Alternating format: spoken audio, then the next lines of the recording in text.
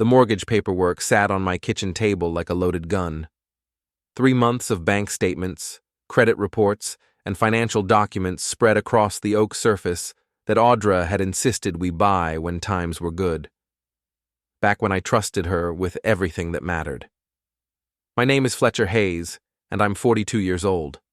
I run a small construction company in Millbrook, a post-industrial city that has seen better decades. Crumbling brick buildings line Main Street, broken up by the occasional trendy coffee shop or boutique trying to revive our fading downtown. I've lived here my entire life, watching the factories close one by one, leaving behind empty shells and shattered hopes. Audra handles our finances. Always has, ever since we married 15 years ago. She's got the head for numbers, works as a finance manager at Weller & Associates, the biggest law firm in 3 counties. I swing hammers and pour concrete. She wears tailored suits and makes spreadsheets. It worked for us, or so I thought. The refinancing application required detailed financial records. Our mortgage broker, a nervous kid named Danny who looked like he'd rather be anywhere else, had explained we needed every statement from the past 2 years. Just a formality, Mr. Hayes. The bank wants to see consistent income and spending patterns. I'd nodded, trusting Audra to handle it like she handled everything else. But she'd been working late again, some big case at the firm, so I decided to tackle the paperwork myself. How hard could it be? The first statement looked normal enough. Salary deposits, mortgage payments, utilities, groceries, standard suburban life in black and white. But as I flipped through the pages, something caught my eye. A series of transfers I didn't recognize. Emergency fund, M. Grant. $500. Then another page. Emergency loan, M. Grant. $800. Page after page, month after month. Miles Grant. My best friend since high school. My hands started shaking as I reached for my calculator. The transfers went back 23 months, some small, some large. The biggest was $3,000, marked Emergency Medical M. Grant. The total made my stomach drop. $47,000. Miles had never mentioned any emergencies to me. We grabbed beers every Friday at Murphy's Tavern, talked about work, complained about our wives, watched the game. In 2 years of conversations, he'd never once brought up medical bills or financial troubles.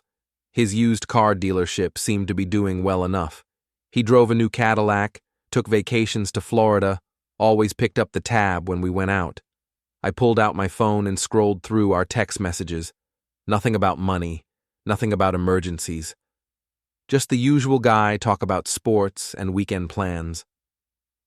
The front door opened, and Audra's heels clicked across the hardwood floor. She appeared in the kitchen doorway, still wearing her navy business suit, her blonde hair pulled back in that severe bun she favored for court appearances. "You're home early," I said, not looking up from the statements. "Finished the Morrison deposition ahead of schedule." She set her briefcase on the counter and noticed the papers scattered across the table. "What's all this?" "Refinancing paperwork. Danny needed 2 years of bank statements." Her face went pale just for a second before she recovered her composure. "I told you I'd handle that." "I know, but you've been working so much lately I thought I'd help out." I held up one of the statements, pointing to a transfer. "Can you explain these payments to Miles?" Audra moved closer, her perfume mixing with the smell of coffee and old paper. She glanced at the statement, then looked me in the eye without flinching. "Miles has been going through a rough patch. His mother's cancer treatments, some business troubles. He needed help." $47,000 worth of help? "You counted it up?" Her voice carried a note of irritation. "Fletcher, he's your best friend. I thought you'd want to help him." "Of course I'd want to help him. But why didn't anyone tell me? Why didn't Miles ask me directly?" Audra sighed and sat down across from me. "You know how proud he is. He was embarrassed about needing money. He asked me to handle it quietly, said he'd pay us back when things turned around." It sounded reasonable. Miles was proud, always had been. Even in high school, he'd rather go hungry then admit his family couldn't afford lunch money, and his mother had been battling cancer on and off for years. The medical bills alone could bankrupt a small business owner. But something nagged at me. Why are some of these marked for hotels and restaurants? Audra didn't miss a beat. He had to travel for his mother's treatments, specialists in Boston, experimental procedures in New York. The restaurants were probably just meals during those trips. And jewelry stores? For the first time, she hesitated. Just a fraction of a second, but I caught it. I'm not sure about those. Maybe gifts for his mother? You know how he spoils her. I wanted to believe her. God, how I wanted to believe her. But 15 years of marriage had taught me to read the subtle signs, the way she touched her neck when she was nervous, the slight tightening around her eyes when she stretched the truth, the way she was doing both right now. I'm going to call Miles, I said, reaching for my phone. Fletcher, don't. Her hand shot out and grabbed my wrist. Please, he's been through so much. If you bring this up, he'll be mortified. He specifically asked me not to tell you the full extent of his problems. He's my best friend, Audra. If he's in trouble, I want to help. Really help. Not just throw money at the problem. She squeezed my wrist tighter. Promise me you won't say anything. Let him come to you when he's ready. Please. I looked into her green eyes, searching for the woman I'd married. The woman who'd stood by me when my construction business nearly failed in the recession. The woman who'd held my hand through my father's funeral, who'd celebrated every small victory and weathered every setback. Okay, I said finally. I won't bring it up. She smiled and kissed my forehead. Thank you. You're a good man, Fletcher Hayes. Miles is lucky to have a friend like you. But as she gathered up the bank statements and headed upstairs to change clothes, I couldn't shake the feeling that something was wrong. The transfers were too regular, too systematic, and the descriptions were too vague, too convenient. I fired up my laptop and logged into our online banking. Audra had given me the passwords years ago, back when we shared everything. I scrolled through the transaction history looking for patterns. The transfers to Miles started 23 months ago. Before that, nothing. Then suddenly, regular payments every few weeks. But it wasn't just the money going out that caught my attention. It was what came in. Audra's salary was deposited twice a month, like clockwork. But there were other deposits, too.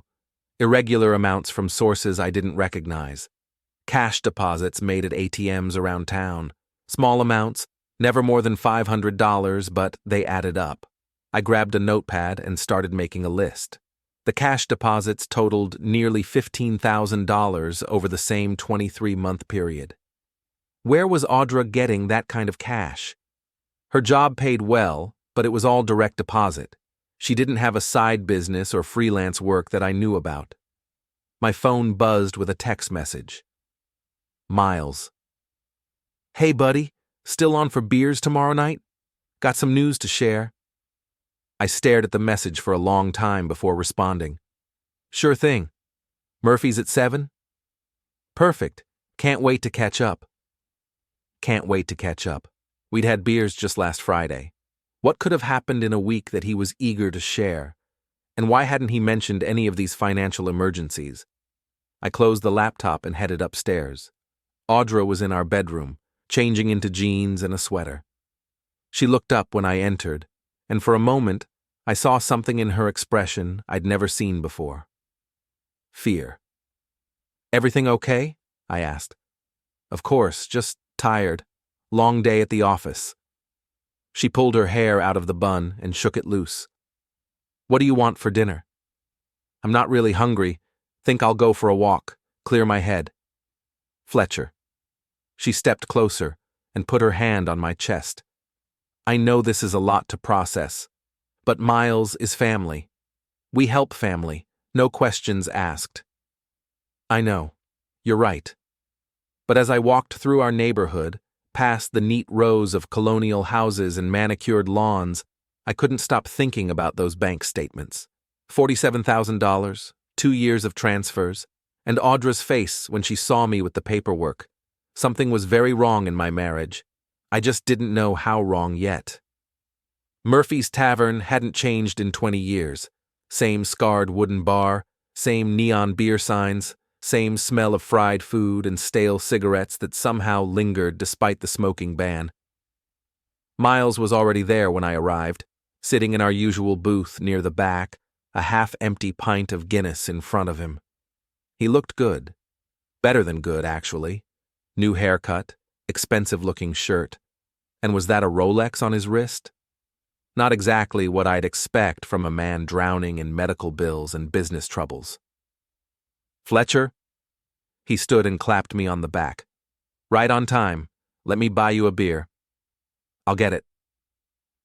I headed to the bar, needing a moment to collect my thoughts. The bartender, a grizzled ex-cop named Pete, poured my usual without being asked. How's the construction business? Pete asked. Can't complain. Staying busy. That's good. Economy's been rough on a lot of folks around here.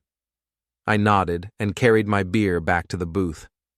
Miles was scrolling through his phone, grinning at something on the screen. Good news? I asked, sliding into the seat across from him. The best. He put his phone away and leaned forward. Remember that property development deal I've been working on? The one out by the lake? I didn't remember him mentioning any property development, but I nodded anyway. Well, it finally came through. I'm partnering with some investors from Boston to build luxury condos on the old Morrison farm. We're talking serious money, Fletcher. Serious money. That's great, Miles. When did this all come together? Been in the works for months. Had to keep it quiet, you know how these things are. Too many moving parts, too many people who could mess it up. He took a long pull of his beer. But now it's official. Contracts signed, permits approved, construction starts in the spring. I studied his face, looking for tells. Miles had always been a decent poker player, but I'd known him long enough to spot his habits. When he lied, he touched his nose. When he was nervous, he drummed his fingers on the table. Right now, he was doing neither. Either he was telling the truth, or he'd gotten much better at lying. Congratulations, you must be relieved. You have no idea. The past couple years have been brutal. The car lot's been struggling. Had some personal stuff to deal with. But this development deal changes everything. There it was. An opening. Personal stuff? Miles's expression shifted slightly. Yeah, you know. Family issues, health scares. Nothing I couldn't handle. Your mom's cancer? He nodded quickly. Among other things. But she's doing better now. Experimental treatment up in Boston seems to be working. I wanted to ask about the money. $47,000 was a lot of help, even for cancer treatments. But I'd promised Audra I wouldn't bring it up. Instead, I tried a different approach. Must have been expensive. All those trips to Boston. You have no idea. Hotels, meals, parking, it adds up fast. He signaled Pete for another round. But that's what family's for, right? You do whatever it takes. Absolutely. Audra and I would have been happy to help if you'd asked. Something flickered across his face. Surprise? Guilt? It was gone too quickly to be sure. That's why you're my best friend, Fletcher. I knew I could count on you if things got really bad, but I managed to work it out. The conversation moved on to safer topics. The Patriots' chances in the playoffs, the new restaurant that opened downtown, Pete's retirement plans. But I kept thinking about that flicker of expression when I mentioned helping out. Miles hadn't seemed grateful or relieved. He'd seemed caught off guard. We parted ways around 9:30. Miles headed home to his apartment across town, and I drove back to my house in Maple Heights. The subdivision was quiet, most of the windows already dark. Working families who got up early and went to bed at reasonable hours. Audra was in the living room, watching some legal drama on TV. She looked up when I came in. How was your night with Miles? Good. He had some big news about a property development deal. Her face brightened with what looked like genuine interest. Really? What kind of deal? I told her about the luxury condos by the lake, watching her reaction carefully. She nodded in all the right places, asked appropriate questions, but something felt off, like she was performing the role of interested wife rather than actually being interested. "That's wonderful for him," she said when I finished. "He's been working so hard to turn his business around." "Has he? I mean, have you talked to him about his business troubles?" "Not directly, just what you've told me over the years, and what I could see for myself when we've been around him." That was the thing, though. When had we been around him? Miles came to our annual 4th of July barbecue, and we'd run into him at a few social events. But Audra and Miles didn't exactly travel in the same circles. She worked with lawyers and accountants. He sold used cars and hung out at Murphy's Tavern. "I'm going to bed," I said. "Long day tomorrow." "Fletcher?" She muted the TV and turned to face me. "Is everything okay? You seem distracted tonight." "Just thinking about the refinancing. All that paperwork got me wondering about our finances." "What about them?" "Nothing specific. Just wondering if we're making the best decisions, saving enough for retirement, that kind of thing." Audra smiled. "That's what I'm here for. I've got it all under control." "I know you do. I'm lucky to have you." But as I brushed my teeth and got ready for bed, I couldn't shake the feeling that luck had nothing to do with it. I was starting to think I'd been played. The next morning, I drove to work early and sat in my truck outside the construction site, thinking. My crew wouldn't arrive for another hour, giving me time to process what I'd learned. Miles was doing well enough to invest in property development, but he'd needed $47,000 for emergencies over the past 2 years. Audra handled our finances with an iron fist, but somehow we'd loaned nearly $50,000 without me knowing about it. I pulled out my phone and called my accountant, a sharp woman named Janet who'd been doing my books since I started the business. "Fletcher, good to hear from you. What can I do for you?" "I need some advice about personal finances. If I wanted to track down where money was going, what would be the best approach?" "Depends what you're looking for. Are we talking about tax preparation or something else?" "Something else. I'm trying to understand some large transfers from our accounts." There was a pause. "Fletcher, is everything okay at home?" Janet had been through her own messy divorce 5 years earlier. She'd learned to read between the lines when clients asked certain types of questions. "I hope so, but I need to be sure." "Okay, here's what I'd recommend. Get copies of all your bank statements, credit card bills, and any other financial records for the period in question. Create a spreadsheet tracking every transaction. Look for patterns, recurring payments, anything that seems unusual. If you find something suspicious, you might want to talk to a lawyer." "A lawyer?" "Just to understand your options. Knowledge is power, Fletcher. The more you know about your financial situation, the better position you'll be in to make decisions." After I hung up, I sat in my truck for another 10 minutes, watching the sun come up over the construction site. My crew would arrive soon, and I'd spend the day focused on concrete and rebar and building codes. Simple, straightforward work with clear objectives and measurable results. But first, I had some research to do. The Millbrook Public Library opened at 9 on weekdays. I'd never been much of a library user, but they had computers with internet access and, more importantly, privacy. I couldn't risk doing this research at home or at the office. The librarian, a middle-aged woman with kind eyes, showed me to a computer terminal in the back corner. "Just let me know if you need any help," she said. I started with the basics. Miles Grant, Grant Auto Sales, Millbrook. His dealership had a website with photos of inventory and staff. Miles looked prosperous in his headshot, wearing a suit and tie, standing next to a shiny red Corvette. The About Us page mentioned 20 years of service to the community and competitive financing options. Next, I searched for property records. If Miles was really involved in a luxury condo development, there should be public records. Permits, zoning applications, partnership agreements. I found the Morrison farm property he'd mentioned, but the only recent activity was a tax assessment. No development permits, no construction applications, no partnership filings. That was interesting. I tried a different approach and searched for Miles on social media. His profile was public, full of photos from the past 2 years.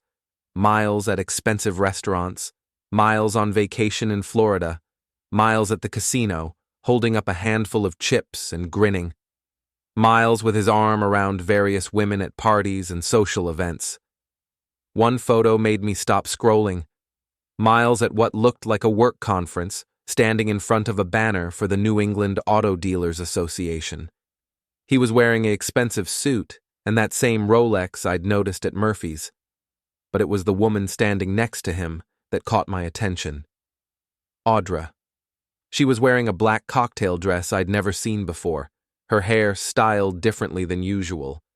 They were standing close together, his hand on her waist, both of them smiling at the camera.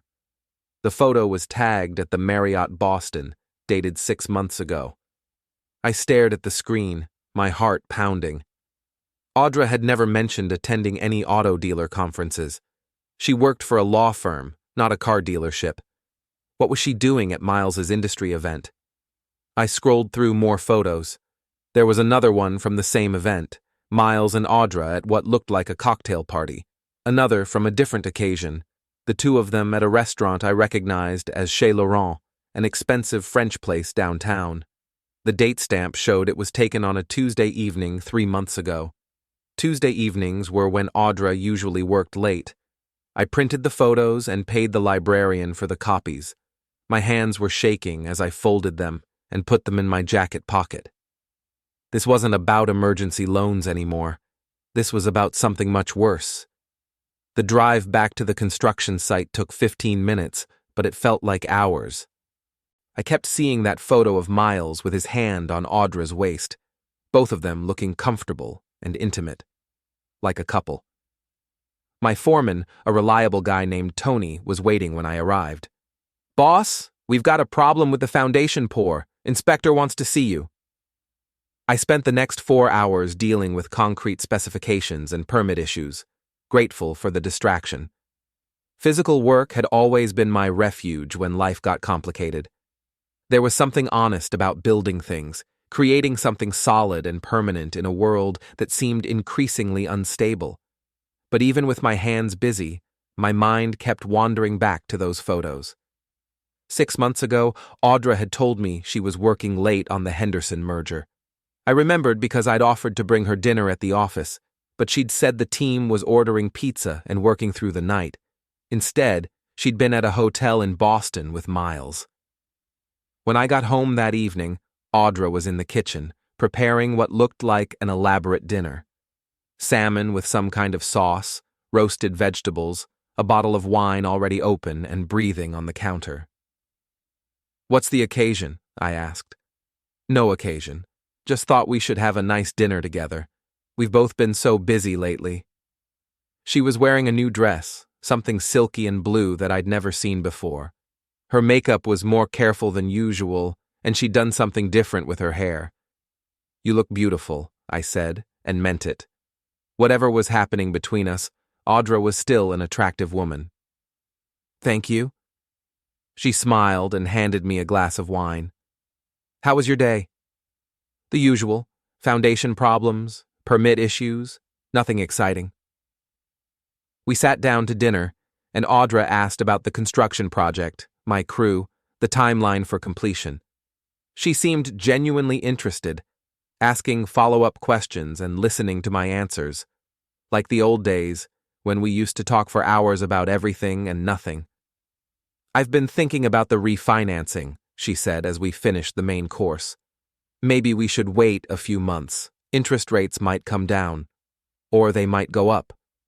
"True, but our current rate isn't terrible, and there are costs associated with refinancing. Application fees, appraisal costs, legal fees. It might not be worth it." I studied her face across the candle-lit table. "You're probably right. No rush to make a decision." She relaxed visibly. "Exactly. We're in good shape financially. No need to fix what isn't broken." After dinner, we watched a movie on the couch.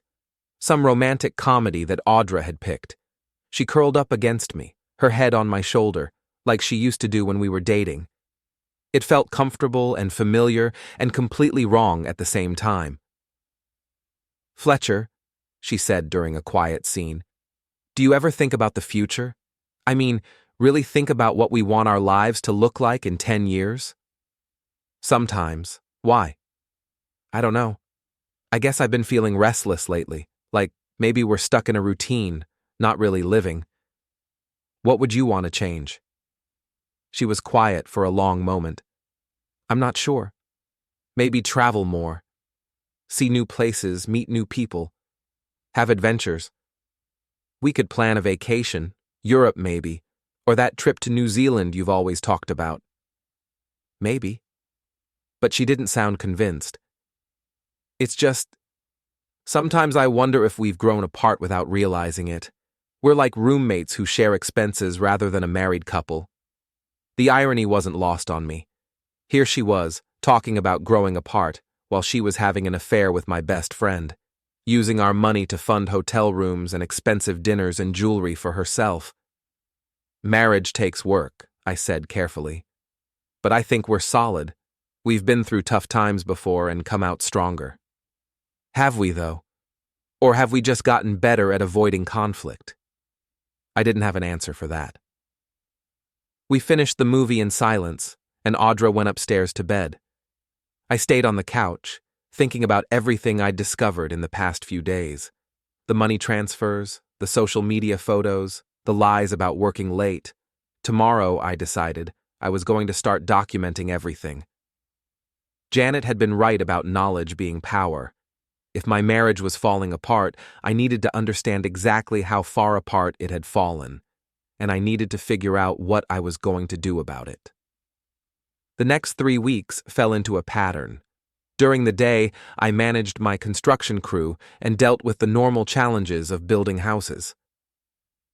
In the evenings, after Audra went to bed, I became a detective investigating my own life. I started with the bank statements, creating the spreadsheet Janet had recommended. Every transfer to Miles, every cash deposit, every unusual expense. The pattern that emerged was damning. The money transfers corresponded almost perfectly with Audra's supposed work trips and late nights at the office. But it was the credit card statements that really told the story. Charges at expensive hotels on nights when Audra claimed to be working late. Dinners at romantic restaurants when she said she was in depositions. A jewelry store purchase for $2,000 on the same day she'd told me she had to work through lunch. I cross-referenced everything with her work calendar, which she kept on the kitchen computer for household planning. The discrepancies were impossible to ignore. Conference in Hartford that never appeared on her law firm's website. Overtime hours billed on days when she'd supposedly been out of town. Client meetings that didn't match the restaurant charges on our credit card. The most damaging evidence came from an unexpected source. Our neighbor, Mrs. Henderson, was a retired teacher who spent most of her time gardening and keeping track of neighborhood comings and goings. She'd always been friendly with Audra, and they sometimes chatted over the fence. I was raking leaves in the backyard when Mrs. Henderson approached me. "Fletcher, I hope you don't mind me asking, but is everything all right with Audra? She's been keeping such unusual hours lately." "Just busy at work. Big case at the law firm." "Oh, I see. It's just that I've noticed her car leaving at odd times. Sometimes in the middle of the day, sometimes late at night. And that friend of hers has been by several times when you're not home." My rake stopped moving. "Friend?" "The gentleman with the nice car. Miles, I think? He's been by 3 or 4 times in the past month. Usually stays for an hour or 2. Miles had been coming to my house when I wasn't there, meeting with my wife while I was at work. The betrayal felt like a physical blow. "I'm sure it's just business," I managed to say. Mrs. Henderson nodded, but her expression suggested she wasn't buying it any more than I was. "Of course. I just wanted to make sure everything was okay. You're such a nice couple." That evening, I confronted Audra as gently as I could manage. "Mrs. Henderson mentioned that Miles has been by the house a few times. Everything okay?" Audra was loading the dishwasher, her back to me. She paused for just a moment before continuing. "Oh, that. He's been helping me plan a surprise for you. Your birthday's coming up, and I wanted to do something special." My birthday was still 2 months away, but I nodded. "That's thoughtful of you both. It's going to be great. But now you've ruined the surprise by asking about it." She turned around and smiled, but it didn't reach her eyes. The woman I'd married would have been genuinely annoyed about spoiling a surprise. This woman seemed relieved to have an excuse ready. I was running out of ways to give her the benefit of the doubt. The breaking point came on a Thursday evening in late November. Audra announced she had to work late again, another emergency at the law firm. She'd be home around midnight, maybe later. She kissed my cheek and left in a cloud of expensive perfume. I waited until her car disappeared down the street, then drove to the law firm's office building. It was a modern glass tower downtown, with a parking garage and security desk in the lobby.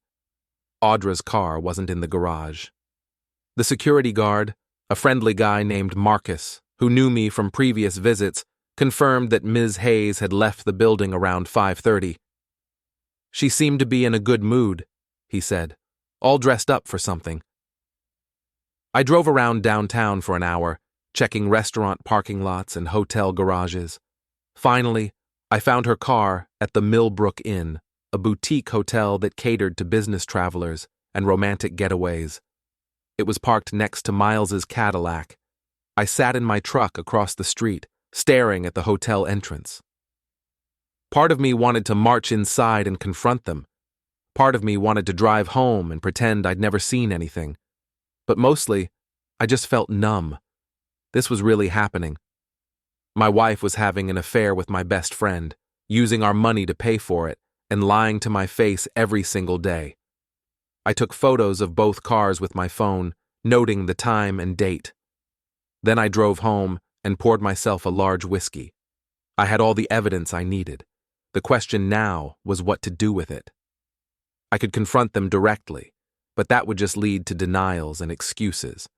I could file for divorce immediately, but Audra would have time to hide assets and prepare her defense. Or I could be patient, gather more evidence, and make sure I was in the strongest possible position when I finally made my move. The construction business had taught me the importance of solid foundations. If you rushed the groundwork, the whole structure would eventually collapse. But if you took the time to do it right, you could build something that would last. I decided to take the time to do it right. Audra came home at 12:45, claiming the deposition had run longer than expected. She smelled like hotel soap and Miles's cologne. I pretended to be asleep when she slipped into bed beside me. The next morning, I called Janet and made an appointment to discuss my options. Then I called a lawyer. The law office of Patricia Chen occupied the 3rd floor of a restored Victorian building on Elm Street.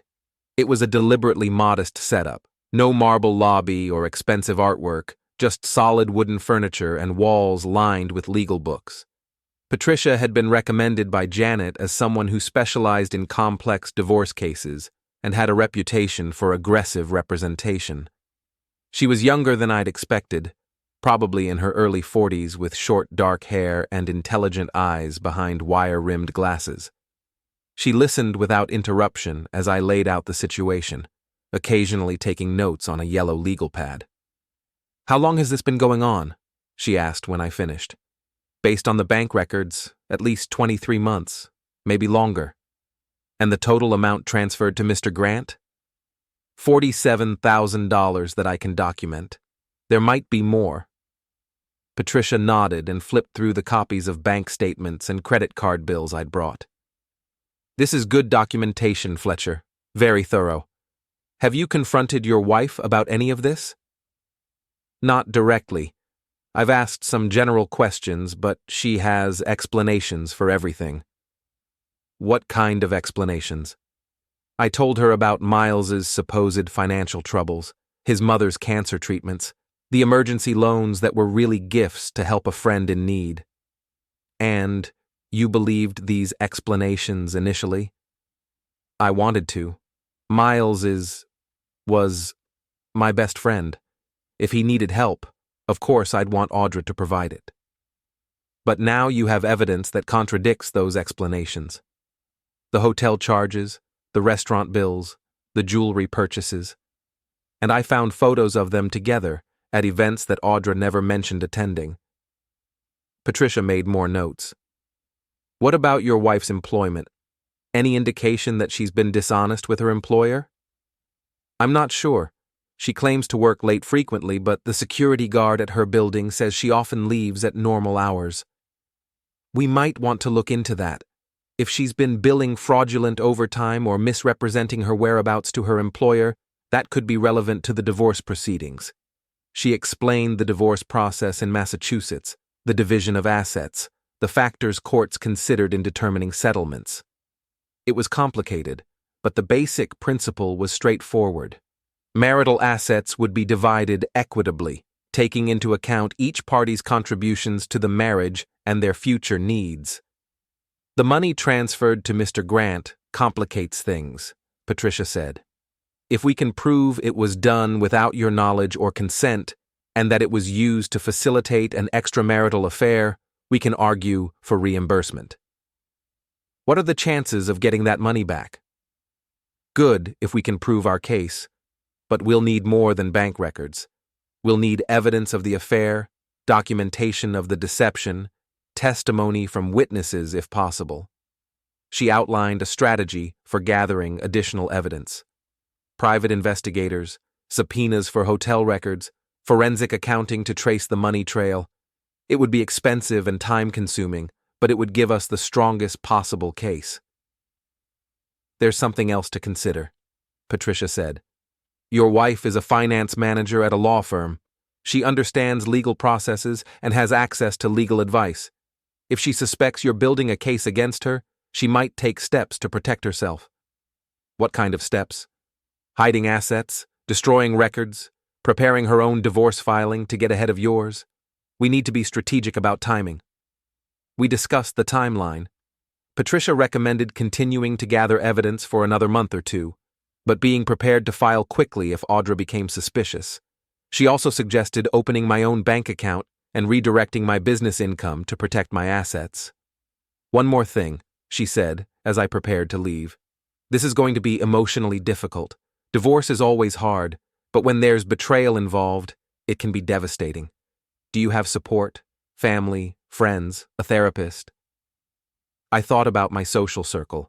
Most of our friends were couples we'd met through Audra's work or our neighborhood. Miles had been my closest friend, and that relationship was obviously over. My parents were both gone, and I didn't have any siblings. I'll figure it out. Please do. You're going to need people in your corner.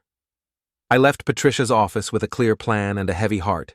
The legal strategy made sense, but it meant weeks or months more of living with lies, pretending everything was normal while I gathered evidence of my wife's betrayal. That afternoon, I opened a new checking account at a different bank and arranged to have my business income deposited there. I rented a safety deposit box and stored copies of all my evidence. I even bought a small digital recorder to document any conversations with Audra or Miles. The hardest part was maintaining the facade at home. Audra continued her pattern of late nights and weekend work emergencies. She was often distracted, spending long periods texting on her phone and taking calls in private. Sometimes, I caught her looking at me with an expression I couldn't quite read. Guilt, pity, planning. 2 weeks after my meeting with Patricia, Audra announced another business trip. Conference in New York, she said over breakfast. 3 days, maybe 4. The firm is sending a whole team to discuss the merger strategy for the Pemberton acquisition. I nodded and buttered my toast. Sounds important. It is. This could be a career-defining case for me. She left on a Wednesday morning, kissing me goodbye like a devoted wife. An hour later, I called the Weller & Associates main number and asked to speak with Audra Hayes. I'm sorry Ms. Hayes is out of the office this week, the receptionist said. She's attending a conference. Can someone else help you? Do you know which conference? I'm her husband, and I need to reach her about a family emergency. There was a pause. I'm sorry, Mr. Hayes, but I don't have those details. You might try her cell phone. I thanked her and hung up. Then I called Patricia. I think it's time to move forward with the investigation, I said. I'm tired of waiting. Are you sure? Once we start formal proceedings, there's no going back. I thought about Audra's goodbye kiss, her promises about career-defining cases, the elaborate lies that had become our daily routine. I'm sure. Let's do this right. Patricia's private investigator was a former police detective named Robert Walsh. He was a quiet man in his 50s with graying hair and the kind of unremarkable appearance that made him perfect for surveillance work. We met at a diner outside of town to discuss the plan. Your wife checked into the Marriott in Hartford yesterday afternoon, he reported. Room 1247. Mr. Grant arrived 2 hours later and went directly to her room. They had dinner at the hotel restaurant, then returned to the room around 9 p.m. He slid a manila envelope across the table. Inside were photographs taken with a telephoto lens. Audra and Miles entering the hotel together. Audra and Miles at dinner, holding hands across the table. Miles leaving the hotel room the next morning, still wearing the same clothes from the night before. This is solid evidence of the affair, Walsh said, but you wanted more than just photos. He was right. Patricia had advised me to think bigger than just proving adultery. We needed to demonstrate a pattern of financial fraud and deception that would strengthen my position in the divorce settlement. I've been tracking their movements for the past week, Walsh continued. They've established a routine. Hotel stays, expensive dinners, shopping trips, all paid for with credit cards linked to your joint accounts. He showed me copies of receipts he'd obtained through contacts in the service industry. Dinner at an upscale steakhouse, $400. Shopping at a jewelry store, $1,500. Spa treatments at the hotel, $600. All charged to the credit card that Audra managed. There's more, Walsh said. I followed up on Mr. Grant's business situation. His car dealership is in serious financial trouble. He owes money to creditors, hasn't paid rent on his lot in 3 months, and has been borrowing against his inventory to stay afloat. So the emergency loans were real? In a sense, but they weren't for his mother's medical bills. They were to keep his business from going under while he maintained an expensive lifestyle. The picture was becoming clearer. Miles had been using our money to prop up his failing business and fund an affair with my wife. Audra had been facilitating the whole arrangement, probably convinced that Miles would eventually divorce his own wife, and they'd build a life together. What about Audra's work situation? I asked. Walsh consulted his notes. That's where it gets interesting. I spoke with a contact at Weller and Associates. Off the record, of course. Ms. Hayes has been taking a lot of personal time lately, but billing it as client work. She's also been padding her expense reports, claiming meals and travel that were actually personal. Is that enough to get her fired? Probably, but it might be more useful to you as leverage in the divorce proceedings.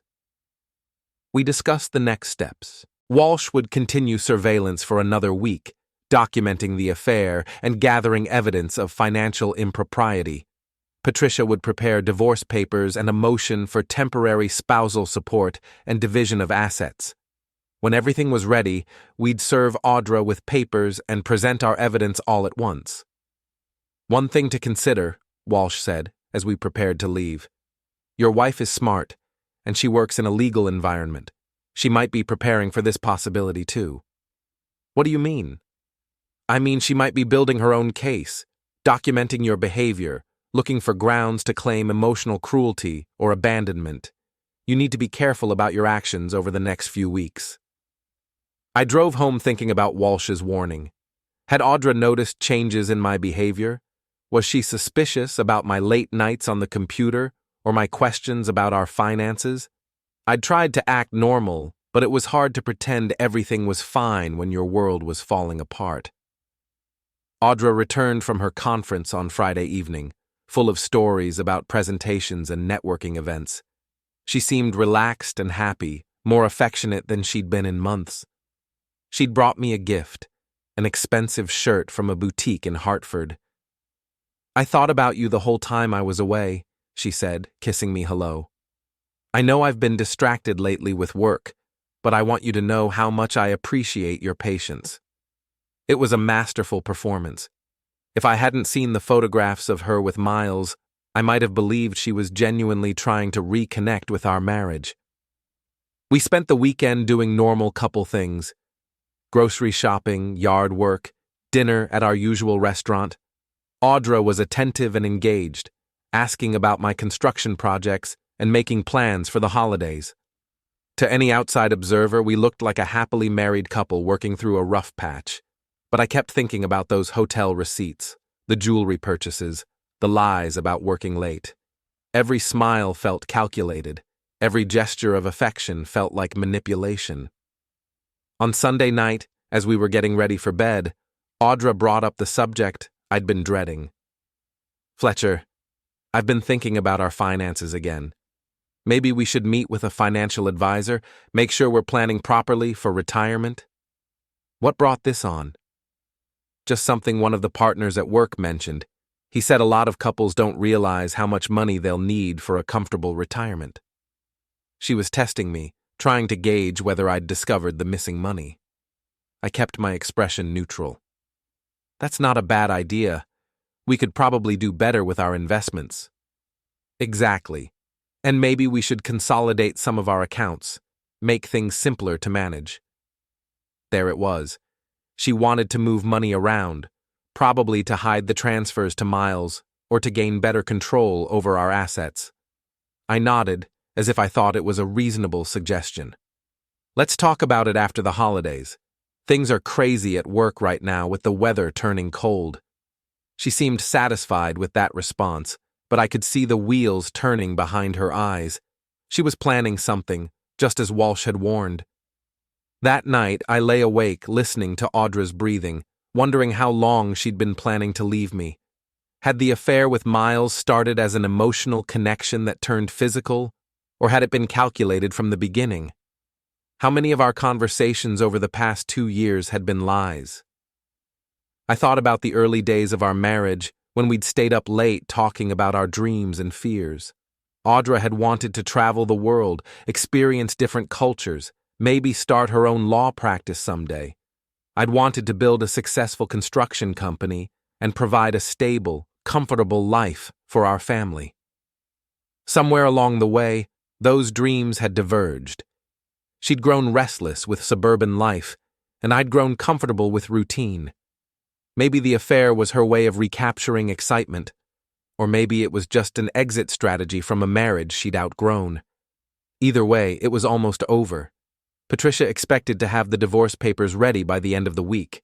Walsh would finish his surveillance and compile his final report. Then we'd present Audra with the evidence and begin the legal process of ending our marriage. I was ready for it to be over. The lies, the pretending, the constant feeling of being played for a fool. Whatever came next, it had to be better than living in this elaborate deception. But first, I had one more conversation to have with Miles. I found Miles at his car lot on a gray Tuesday morning in early December. The dealership looked even more run down than I remembered, with weeds growing through cracks in the asphalt and several cars that appeared to have been sitting unsold for months. A "for lease" sign had appeared in the window of the office building next door. Miles was in his office, hunched over paperwork and looking older than his 43 years. He glanced up when I walked in, and I saw a flicker of something, guilt, fear, cross his face before he forced a smile. "Fletcher, what brings you by?" "We need to talk." His smile faltered. "Sure, of course. Want some coffee? I just made a fresh pot." "I'm good."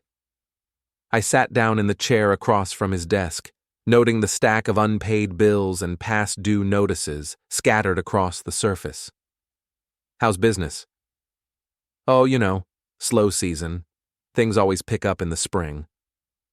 "Must be tough, having slow seasons when you've got overhead to cover." Miles shifted in his chair.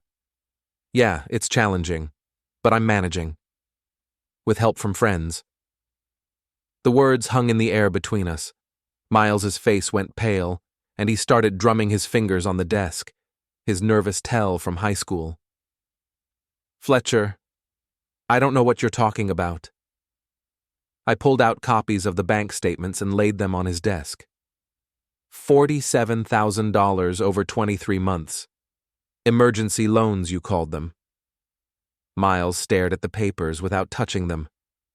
I can explain. I'm sure you can. Just like you can explain the photos of you and my wife at the Marriott in Hartford last week. I showed him one of Walsh's surveillance photos. Miles and Audra walking into the hotel together, her hand on his arm, both of them laughing at some private joke. Miles slumped back in his chair. How long have you known? Long enough. The question is, how long has this been going on? Fletcher, it's not what you think. It's exactly what I think. You've been having an affair with my wife and using my money to pay for it. The only question is whether this was planned from the beginning or if you just stumbled into it. Miles ran his hands through his hair. It wasn't planned. God, Fletcher, you have to believe that. It just happened. How does something like this just happen? He was quiet for a long moment, staring at the surveillance photo. When he finally spoke, his voice was barely above a whisper. It started about 2 years ago. I was going through a rough patch. The business was struggling, my marriage was falling apart, I was drinking too much. Audra ran into me at Murphy's one night when you were out of town. I was pretty messed up, feeling sorry for myself. And she comforted you. She listened. We talked for hours about everything, our marriages, our dreams, our disappointments. It felt good to connect with someone who understood.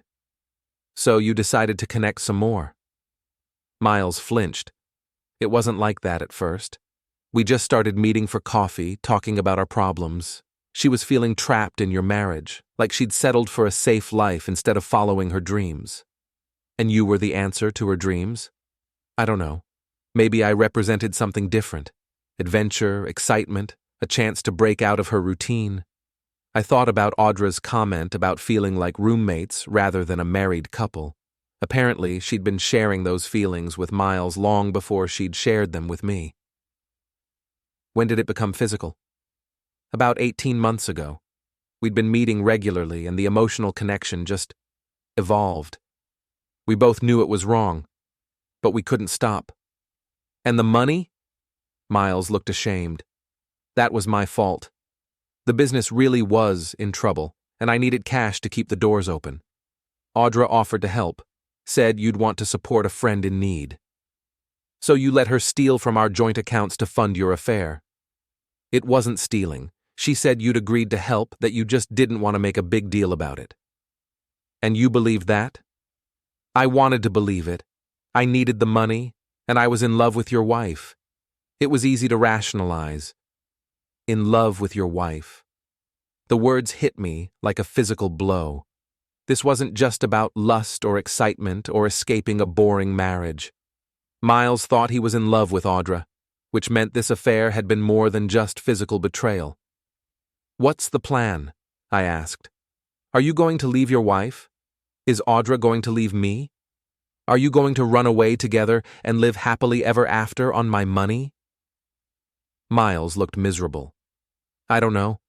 We've talked about it, but it's complicated. What's complicated about it? Your money, for one thing, and my business, and our families. Audra's worried about how a divorce would affect her career. Her career at the law firm where she's been falsifying expense reports and billing personal time as client work. Miles's eyes widened. How do you know about that? I know about everything, Miles. The hotel stays, the jewelry, the fake business trips.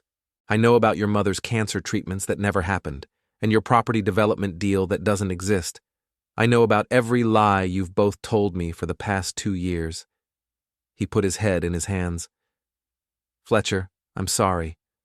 I know that doesn't mean anything now, but I am truly sorry. You were my best friend, and I betrayed you in the worst possible way. Yes, you did. What are you going to do? I stood up and collected the bank statements and photographs. I'm going to file for divorce. I'm going to present evidence of the affair and the financial fraud to the court, and I'm going to get back every penny you stole from me. What about Audra? What about her? Are you going to destroy her career? Get her fired from the law firm? I looked at him sitting behind his desk in his failing business, surrounded by unpaid bills and broken dreams. 2 years ago, I would have done anything to help this man. Now, I felt nothing but contempt. That depends on how cooperative she is during the divorce proceedings. If she wants to fight this, I'll use every piece of evidence I have. If she's reasonable, maybe we can work something out. And us? Our friendship? What friendship? You've been lying to me for 2 years while having an affair with my wife. That's not friendship, Miles. That's betrayal. I walked toward the door, then turned back. One more thing. I want you to stay away from my house and my wife. If I see you near my property, or if you contact Audra before this is resolved, I'll make sure everyone in town knows exactly what kind of man you are. Miles nodded without looking up. I understand. I left him sitting in his office, surrounded by the wreckage of his business and his life. There was no satisfaction in seeing him brought low, just a hollow feeling where 15 years of friendship used to be. The next morning, Patricia called to tell me the divorce papers were ready. "Are you prepared for this?" she asked. "Once we serve these papers, there's no going back." "I'm ready." "Your wife is going to be shocked and probably angry. She might try to turn this around on you, claim you're being vindictive or unreasonable. Let her try. She might also try to negotiate, offer to end the affair and work on the marriage." I thought about that possibility. Could I forgive Audra if she ended things with Miles and committed to rebuilding our relationship? Could we get past 2 years of lies and betrayal? "No," I said finally. "It's too late for that." "Okay. We'll serve the papers tomorrow morning at her office. That way, she'll be in a professional environment where she's less likely to make a scene." What happens next? She'll have 30 days to respond. During that time, we'll continue gathering evidence and preparing for negotiations. If she contests the divorce or disputes our claims about the financial fraud, we'll be ready for a fight. And if she doesn't contest it, then we negotiate a settlement that reflects the reality of what she's done. You get the house, your retirement accounts, and reimbursement for the money transferred to Mr. Grant. She gets whatever's left. It sounded fair to me. More than fair, considering what she'd put me through. That evening, I cooked dinner for myself and ate alone at the kitchen table, looking out at the backyard where Audra and I had once talked about planting a garden. Tomorrow, she'd learn that I knew everything. Tomorrow, our marriage would officially be over. I felt sad, but not surprised. The marriage had been over for months, maybe years. I'd just been the last one to know. The process server found Audra at Weller and Associates at 10:30 on a Wednesday morning. Patricia had chosen the timing carefully, late enough that Audra would be settled into her workday, early enough that she'd have the rest of the day to absorb the shock and contact her own attorney. I was at a construction site when Patricia called with the news. "It's done," she said. "The papers have been served." How did she react? According to the process server, she went very pale and asked to speak privately with her supervisor. She's probably getting legal advice from someone at the firm right now. I thanked Patricia and hung up, then tried to focus on the concrete pour we were doing that afternoon. It was good to have physical work to distract me from thinking about Audra's reaction to the divorce papers and the evidence of everything I'd discovered. She called my cell phone at 2:15. "Fletcher." Her voice was tight, controlled. "We need to talk." "I think we're past talking, Audra. Please, just give me an hour. I'm coming home. It's not your home anymore. I changed the locks." There was a long pause. "Then where? A restaurant? A park? Somewhere neutral?" I thought about it. Part of me wanted to avoid the conversation entirely, let the lawyers handle everything. But another part of me needed to hear what she had to say, needed some kind of closure to 15 years of marriage. "Murphy's Tavern," 5 o'clock. I'll be there. Murphy's was nearly empty when I arrived, just a few regulars nursing beers and watching a basketball game on the television above the bar. I chose a booth in the back corner, the same one where Miles had told me about his property development deal that didn't exist. Audra walked in at 5:05, wearing a navy suit and carrying a briefcase. She looked professional and composed, but I could see the strain around her eyes. She slid into the seat across from me without saying hello. "You hired a private investigator," she said. "I hired a lawyer. The investigator was her recommendation. The photos from Hartford are just the tip of the iceberg. I know about all of it, Audra. The money transfers, the fake overtime, the expense report fraud, everything." She stared at her hands, folded on the table in front of her. "How long have you known?" "I started putting it together about 6 weeks ago. The bank statements for the refinancing application showed the transfers to Miles." "And you didn't say anything." "What was I supposed to say? Hey, honey, are you having an affair with my best friend and stealing our money to pay for it?" I needed to be sure. Audra looked up at me, and for a moment, I saw the woman I'd married. Vulnerable, uncertain, maybe even remorseful. "I never meant for this to happen, but it did happen. For 2 years. I know how it looks, and I know how much I've hurt you. But Fletcher, you have to understand. Our marriage was already in trouble. We'd grown apart, stopped communicating, stopped being partners. So you decided to become partners with Miles instead. It wasn't like that. At least, not at first. I was lonely and frustrated, and Miles was going through his own problems. We connected on an emotional level before anything physical happened. And the money? Miles really was in financial trouble. His business was failing, and he was too proud to ask for help directly. When he told me how desperate things were, I wanted to help. With my money, without my knowledge. I convinced myself that you'd want to help if you knew how bad things were, and I was planning to tell you eventually when Miles got back on his feet. $47,000, Audra. That's not helping a friend through a rough patch. That's funding a lifestyle." She nodded, tears starting to form in her eyes. "You're right. It got out of control. The money, the lies, the sneaking around. I kept thinking I could fix everything, make it right somehow. By leaving me for Miles? I don't know. Maybe. We talked about it, but it's complicated. Because he's married too. Because everything is such a mess. His business, my career, our families. There's no clean way out of this situation." I studied her face, looking for signs of the woman I'd once loved. She was still beautiful, still intelligent, still capable of making me feel sorry for her despite everything she'd done. "What do you want from me, Audra?" "I want you to understand that I never meant to hurt you.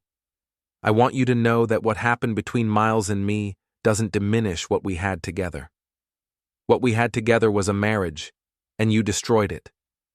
I know, and I'm sorry. More sorry than you'll ever know." She reached into her briefcase and pulled out a manila folder. "I've been thinking about this all day, talking to lawyers, trying to figure out how to make this right." She slid the folder across the table. Inside were legal documents, a response to the divorce petition, a proposed settlement agreement, and a promissory note. "I'm not going to contest the divorce," she said.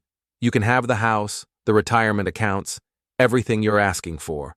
And I'll make sure you get back every penny that went to Miles, even if I have to take out a loan to do it." I read through the documents carefully. The settlement was more generous than I'd expected, giving me almost everything of value we'd accumulated during our marriage. The promissory note committed her to repaying the $47,000 over 5 years, with interest. "What about your job?" "I resigned this afternoon. Mr. Weller was understanding about the circumstances, but he couldn't overlook the expense report issues. I'll probably have to leave town, start over somewhere else." "And Miles?" "I ended it this morning after I got the divorce papers." I told him it was over and that he needs to stay away from both of us. I looked at the woman across from me, seeing her clearly for the first time in years. She wasn't the villain I'd imagined, plotting to destroy our marriage for personal gain. She was just someone who'd made bad choices and let them spiral out of control. Why? I asked. Why throw away 15 years for someone like Miles? Audra was quiet for a long moment, considering her answer. Because he made me feel alive again. Because with him, I felt like the person I used to be before I became just another suburban wife with a mortgage and a routine. And now? Now I realize that person I used to be was selfish and immature, and that the life we built together was worth more than the excitement I thought I was missing. She stood up and gathered her things. I'll have my lawyer file the response tomorrow. The settlement should be finalized within 60 days. Where will you go? I have a sister in Denver. I'll stay with her until I figure out what comes next. She paused at the edge of the table, looking down at me with an expression I couldn't quite read. For what it's worth, Fletcher, you deserved better. You deserved a wife who appreciated what she had instead of looking for something else. Then she was gone, walking out of Murphy's Tavern and out of my life. I sat in the booth for another hour, nursing a beer and thinking about the past 15 years. The good times and the bad times, the dreams we'd shared and the ones we'd abandoned. It was over now, officially and finally. The bartender, Pete, came over as I was getting ready to leave. Everything okay, Fletcher? You look like you've been through the ringer. Divorce papers were served today. Pete nodded sympathetically. Sorry to hear that. Divorce is tough even when it's the right thing to do. Yeah, it is. But you know what? Sometimes the right thing and the tough thing are the same thing. And sometimes you've got to go through the tough stuff to get to something better. I paid my tab and drove home to the house that was now officially mine.